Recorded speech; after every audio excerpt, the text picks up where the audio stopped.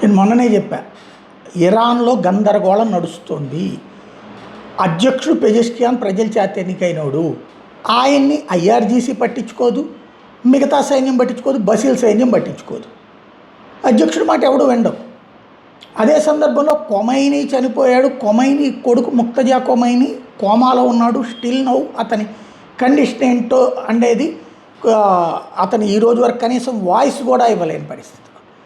అలాంటి సిచ్యుయేషన్లో ఇప్పుడు కొమైనీ పేరుతో వీళ్ళందరూ వ్యవహారం నడుపుతున్నారు. ఇప్పుడు పెజెష్కియాన్ కానీ వీళ్ళు అడ్డం తిరిగారు అనుకుంటే రేపు కొమైనీ కోలుకున్నాక ఇతని దెబ్బతీస్తారు.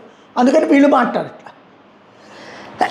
సరే, ఇప్పుడు సీన్ మారుతోంది క్రమంగా.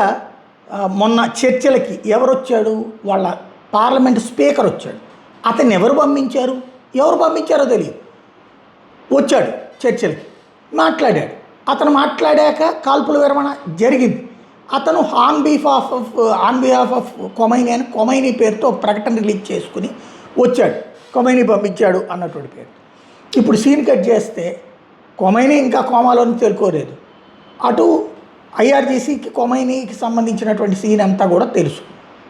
ఏమైందో తెలియదు కానీ ఆ పార్లమెంట్ స్పీకర్ గలీబాఫ్ వచ్చేటప్పటికి తాజాగా రేపు మళ్ళీ చర్చలు లేదా ఈ పర్యవేక్షణ యుద్ధానికి సంబంధించిన పర్యవేక్షణ బృందంలోకి రాజీనామా చేశాడు.